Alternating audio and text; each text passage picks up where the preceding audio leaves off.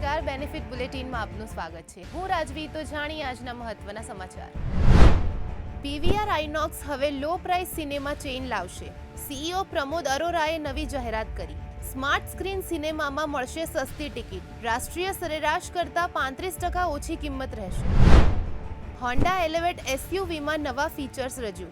ZX ગ્રેડમાં ivory interior theme ઉમેરાયું. V અને VX ગ્રેડમાં બ્લેક ફેબ્રિક સાથે આઇવરી ઇન્સર્ટ્સ. કંપનીએ ખાસ બ્લેક એડિશન પણ લોન્ચ કર્યું. મધ્યપ્રદેશ ઝીરો બેઝડ બજેટિંગ અપનાવનાર દેશનું પ્રથમ રાજ્ય. 3 વર્ષનો રોલિંગ બજેટ સિસ્ટમ પણ લાગુ થશે. નાણાકીય શિસ્ત, પારદર્શિતા અને વિકાસ પર ફોકસ. સરકારનો લક્ષ્યાંક 5 વર્ષમાં બજેટ બમણું કરવાનું છે. ઓગસ્ટમાં નેશનલ હાઈવેઝ પર ટોલ કલેક્શન ₹7,052.91 કરોડ. અત્યાર સુધીનો બીજો સૌથી વધુ માસિક રેકોર્ડ. ગયા વર્ષના ઓગસ્ટની સરખામણીમાં 26%નો વધારો. વધારાનું કારણ ફ્રેટ ટ્રાફિકમાં ઉછાળો અને ટોલ દરમાં 4 થી 5% વૃદ્ધિ છે. શેરબજાર ઇન્ટ્રાડેમાં સકારાત્મક વલણ.